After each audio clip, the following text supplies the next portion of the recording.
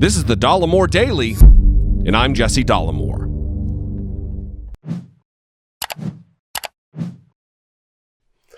You know, a couple years ago, I did a little video poking fun at Trump's victory on the war on Christmas that never was. And in the video, I played clips of Trump lying about how people can now say Merry Christmas when they weren't able to when Obama was president.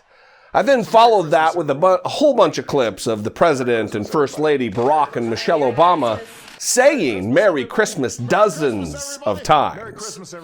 Well, I just took some time and rewatched that video, and while the video, I think, was funny and met the goal of pointing out the absurd and oft-repeated lie from Donald Trump, it really put things into perspective as to how much we really didn't know about the damage that would be done to our country in only 2 short years.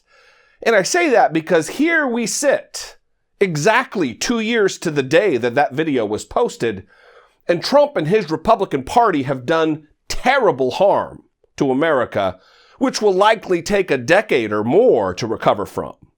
Here are a couple of examples that are on the front pages just today. Trump and his gutless Republicans have successfully, literally, shut down our federal government.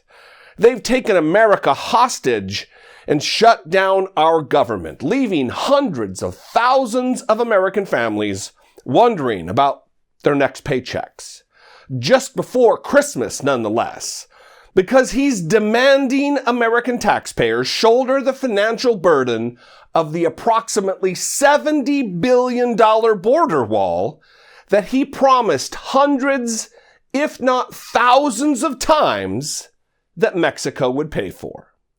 Another is that Donald Trump and his owned by corporate interest Republican Congress have completely raided our robust economy. They took what was a revitalized and rebounding economic outlook by just about every single metric and gave massive, unnecessary, and permanent tax cuts to corporations, which ended up plundering the U.S. Treasury and forced almost unprecedented borrowing, putting us further and further into debt as a nation. In fact, our post-tax scam Trump budget deficits have ballooned to $782 billion, which is about $116 billion more than in 2017. And this massive $10 trillion expansion from one year to the next can entirely be attributed to the Trump tax scam.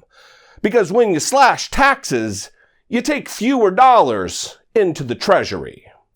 Another element to Trump's economic hostage crisis is the fact that he is such a spoiled, bratty, greasy-fingered child that not only has his trade war and insane tariffs played havoc on the American economy at large, they have sent our stock market into a free fall of spastic uncertainty.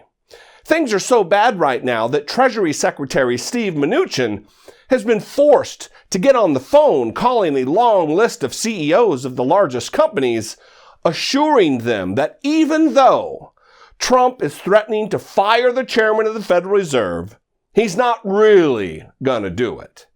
And for what it's worth, Trump firing the Fed chair would be a move that would prove cataclysmic for the markets and world economy.